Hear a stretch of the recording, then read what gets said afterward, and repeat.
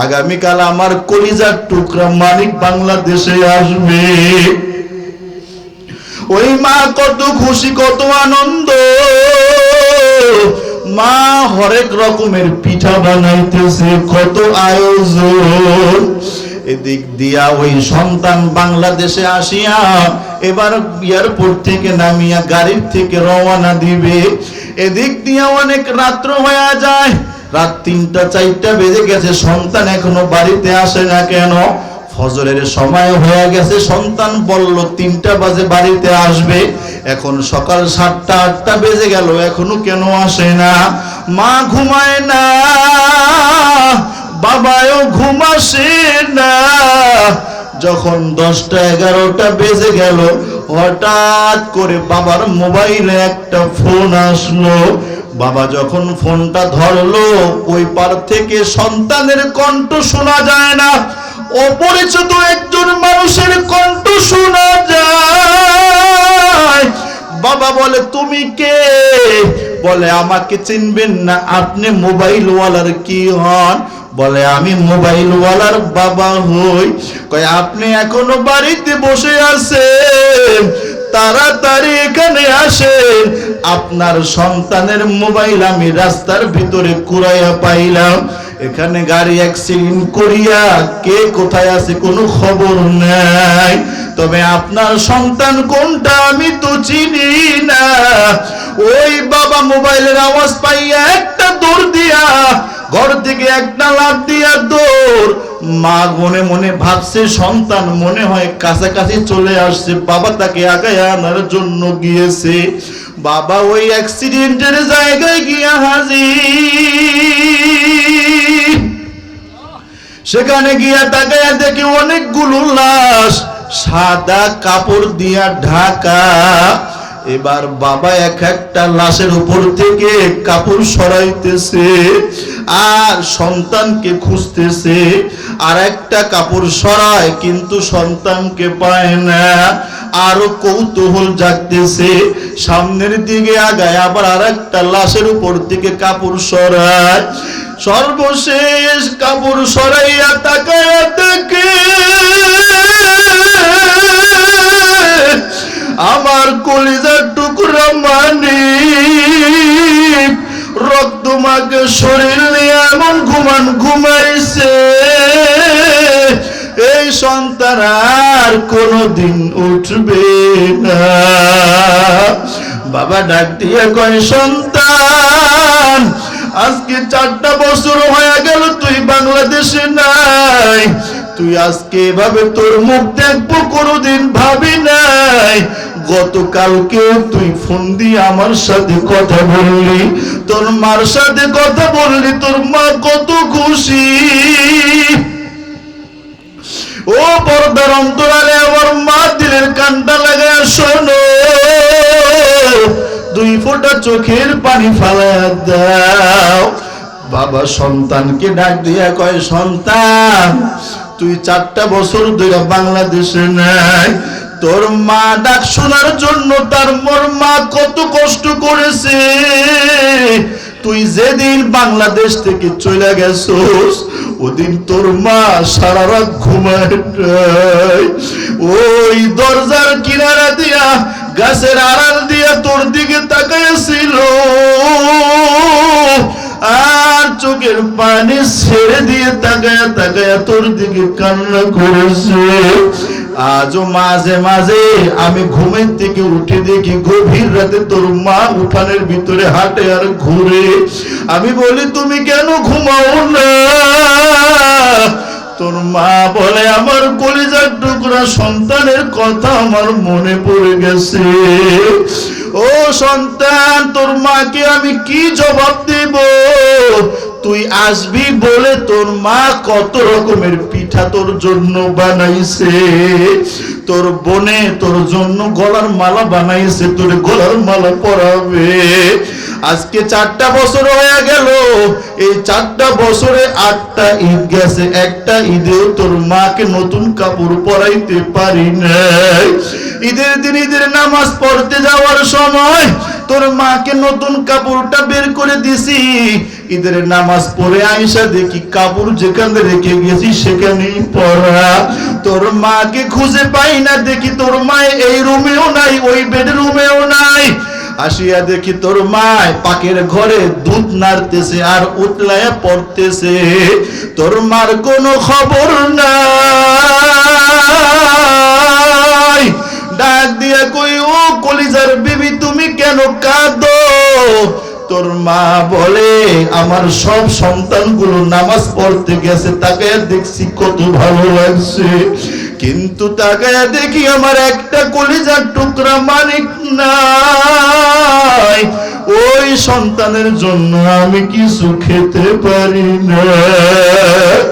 ও সন্তান, তোর মাকে আমি কি জবাব দিব বল? সন্তানকে একটা অ্যাম্বুলেন্সের ভিতরে উঠাইয়া বাবা এবার বাড়ির পথে রওনা। যখন বাড়ির সামনে হাজির দিক দিয়া মা তো বারবার রাস্তার দিকে তাকায়, আরে আমার স্বামী তো সন্তানকে আগায় আনতে গেছে। বাড়ির সামনে যখন অ্যাম্বুলেন্সের আওয়াজ পাইছে, আরে মা কয় কার যেন কপালটা পড়ছে, আরে মরণ গাড়ি এদিকে কেন, কার বাড়িতে যেন ঢুকবে, তাকায়া দেখে আরে মার বাড়ির দিকে ঢুকতেছে। মা ঘরের দরজা থেকে একটা লাফ দিয়া সামনের দিকে পড়ে গেল, অ্যাম্বুলেন্সের সামনে দাঁড়ায়া একটা গেট খুলে দেওয়ার পর তাকায়া দেখে নিজের কলিজার টুকরা সন্তান এমন ঘুমাইছে, সন্তান আর কোনদিন উঠবে না। মা ডাক দিয়ে কয়, সন্তান তুমি কেন এখানে ঘুমাইছো? তোর জন্য নতুন বিছনা চাদর বিছাইছি। বোন ডাক দিয়ে কয়, ভাইয়া তোমার জন্য গলার মালা ফাটাইছিলাম তোমাকে পরাবো বলে, এখন তুমি কোথায় শুয়ে আছো? মা বলে, সন্তান তোর জন্য গরম পানি করছিলাম, তুই এসে গোসল করবি, বুঝি নাই এই গরম পানি যে তোর হবে জীবনের শেষ গোসল। ও মা, ও যুবক ভাইরা, ও বৃদ্ধ বাবারা, আর কেমনে বুঝাইলে বুঝবা? ওই কবরে একা একা কেমনে থাকবা? ওই হাসরের ময়দানে তুমি কেমনে একা একা থাকবা? যেই কবরের টেনশনে আমার নবী কাঁদতে কাঁদতে পা মুবারক ফুলাইয়া ফেলছে, যেই কবরের টেনশনে আবু বকর কান্দে, ওমর কান্দে, ওসমান আলী কান্দে। একদিনের ঘটনা, গভীর রাত্র হয়ে গেছে, নবী আম্মা জান আয়েশা সিদ্দিকার ঘরের ভিতরে ঘুমায়। গভীর রাতে নবী কান্নার আওয়াজ শুনতে পায়। কিরে, কে কান্না করে? নবী তাকায়া দেখে মসজিদে নববীর ভিতরে তা দাঁড়ায়া নামাজ পড়ে আর কান্দে হযরতে আবু বকর। নবী ঘুম থেকে উঠিয়া মসজিদে নববীর দরজার সামনে দাঁড়ায়া আছে। নবী আবু বকর যখন বের হবে তখন আবু বকরকে ধরবে। আবু বকর যখন বের হইল, নবী ডাক দিয়া কয়, আবু বকর আপনি কেন কান্না করছেন? আবু বকর কয়, নবী জাহান্নামের কথা স্মরণ করিয়া কান্না করছি। ও নবী, আপনি জানেন আমি একজন কাপড়ের ব্যবসায়ী, গতকাল এক আল্লাহর বান্দি মহিলা আমার থেকে কাপড় ক্রয় করে নিয়েছিল, ওই কাপড়টা আবার ফেরত দিয়ে গেছে। এটা দেখে আমার হাসরের কথা মনে পড়ে গেছে। আমি তখন ওই আল্লাহর বান্দিকে ডাক দিয়া বললাম, কাপড় কেন ফেরত দিলা? বলে, কাপড়টা আমার পছন্দ হয় নাই। ও নবী আমার, কাল হাসরের ময়দানে যদি আল্লাহ আমাকে ডাক দিয়া কয়, আবু বকর আমি যে তোমাকে জান্নাতের সার্টিফিকেট দিলাম, জান্নাতের সার্টিফিকেট পাইয়া আমার জন্য তুমি কি নিয়ে আসছো? ও নবী, আমি তখন বলবো, আল্লাহ আমি তোমার জন্য নামাজ নিয়ে আসছি, কোরআন তেলাওয়াত নিয়ে আসছি, দান সদকা নিয়ে আসছি, তখন যদি আমার আল্লাহ বলে আবু বকর তোমার নামাজ আমার পছন্দ নয়, আমি আল্লাহ যেভাবে পছন্দ করি সেভাবে তোমার কোরআন তেলাওয়াত হয় নাই, আমি আল্লাহ যেভাবে পছন্দ করি সেভাবে তোমার দান সদকা হয় নাই, আমি আল্লাহর জান্নাত ফেরত দাও, তোমার আমল তুমি নিয়ে জাহান্নামে যাও। ও নবী তখন আমার কি উপায় হবে? ও নবী আপনি তো বলছেন কাল হাসরের ময়দানটা এত ভয়ঙ্কর হবে, সকল মানুষগুলো উলঙ্গ হইয়া দাঁড়াবে, সকল নবী পর্যন্ত নবীরা পর্যন্ত ইয়া নাফসি বলবে, আর আমার নবী শুধু ইয়া উম্মতি উম্মতি বলতে থাকবে। ঈসা নবী কাঁদবে আর বলবে আল্লাহ আমাকে বাঁচাও। মুসা নবী কাঁদবে আর বলবে আল্লাহ আমাকে বাঁচাও। ইব্রাহিম নবী কাঁদবে আর বলবে আল্লাহ আমাকে বাঁচাও। এরকম ভাবে সমস্ত নবীরা কাঁদবে, আর আমার নবী একবারও বলবে না ও আল্লাহ আমাকে বাঁচাও। আমার নবী বলবে আল্লাহ আমার উম্মতকে বাঁচাও, আমার একটা উম্মত যেন জাহান্নামে না যায়। আল্লাহর নবী সিজদায় পড়ে কাঁদবে, আল্লাহ বলবে ও মুহাম্মদ আপনি মাথা উঠান, আজকে আপনি যা চাবেন আপনাকে তাই দেওয়া হবে। নবী আপনি কাঁদবেন না। আল্লাহর নবী মাথা উঠায়া এবার ডাক দিয়া বলবে আবু বকর ওমর ও বেলাল তোরা কে কোথায়? জাহান্নামের গেটের সামনে যায় দাঁড়াও, দেখো আমার কোন উম্মত জাহান্নামের আগুনের ভিতরে যায় কিনা। ও শরীয়তপুর এলাকার মুসলমান, ওই সময় যদি তোমার আমার ঈমান আমল না থাকে তখন তোমার আমার ওই বদ আমলের পাল্লাটা যদি ভারী হয়ে যায়, জাহান্নামে আগুন ছাড়া কোনো উপায় নাই। এমন ভাবে হাসরের ময়দানটা কম্পন হবে, দুনিয়ার ভূমিকম্প তো কিছুই না। আল্লাহ বলে ইয়া আইয়ুহান নাসু তাকু রাব্বাকুম ইন্না যালযালাতাস সাআতি শাইউন আযীম। ও শরীয়তপুর এলাকার মুসলমান, এই সামান্য 5.2 মাত্রার ভূমিকম্প, এতেই যদি তোমার এই হালত হয়, আল্লাহ বলে হাসরের ময়দানের কম্পন আরো কোটি কোটি গুণ বেশি হবে। আসমান জমিন ভাঙ্গা ভাঙ্গা পড়বে, তারকাগুলো খইসা খইসা পড়বে, সমস্ত আসমান জমিন গুলো তন্ড বিচন্ড হয়ে যাবে, পাহাড়গুলো আগে তুলার মতো উড়ে যাবে। ওই সময় কেউ কাউকে চিনবে না, কেউ কারো পরিচয় দিবে না। এজন্য ভাইরা আমার, আজকে তুমি কিসের ধোকায় পড়ে আছো? দুনিয়ার ধোকায় পড়ে আর কত গুনাহ করবা, আর কত দুনিয়ার ধোকায় পড়বা। একটু কি আমার মালিক রে চিনবা না? আমার মালিক রে চিনে তারপরে কবরে যাও। মন কার লাগিয়া কান্দ দিবা রাতি,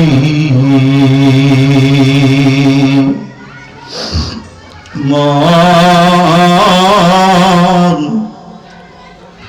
কার লাগিয়া কান্দ দিবা রাতি, ভেবে দেখো কেউ হবে না, ভেবে দেখো কেউ হবে না তোমার সঙ্গের সাথী।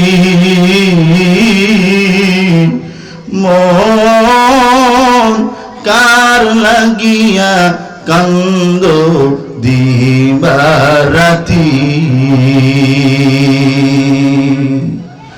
আপন আপন বহিলা যারে ভাবছো সারাক্ষণ,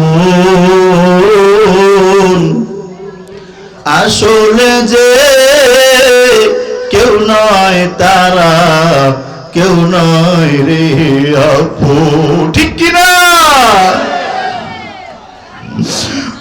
আপন আপন বহিলা যারে ভাবছো সারাক্ষণ। যুবক একটু বুঝো, আজকে তুমি তোমার মাকে আপন ভাবো না, আজকে তুমি তোমার বাবারে আপন ভাবো না, আজকে তুমি তোমার প্রেমিকারে আপন ভাবিয়া ওই মাকে ভুলে গেছো, বাবাকে ভুলে গেছো। ওই হাসরের ময়দানে তোমার মা বাবা তোমার কাজে আসবে, তোমার প্রেমিক প্রেমিকা কেউ তোমার কাজে আসবে না। আপন আপন বহিলা যারে ভাবছো সারাক্ষণ, আসলে যে কেউ নয় তারা, কেউ নয় রে আপন। তুমি আজ না হয় কাল বুঝবা একদিন রে,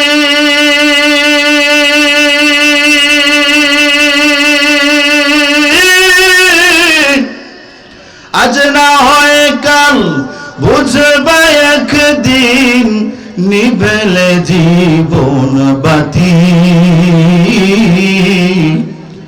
কার লাগিয়া কান্দো দিবারাতি, মন কার লাগিয়া কান্দো দিবারাতি। ও শরীয়তপুর এলাকার মুসলমান, আমি সেই ঢাকা থেকে আসছি, তোমাদের কাছে একটা কথা বলে যাব, এখনই বয়ান শেষ করে দিব, আর সামনে বাড়াবো না। আমাদের যেই পরিমাণ গুনাহ বেড়েছে, যদি আমরা গুনাহ করতেই থাকি, তওবা না করি, তাহলে আমাদের সামনে আরো বড় ধরনের আযাব গজবের সম্মুখীন হতে হবে।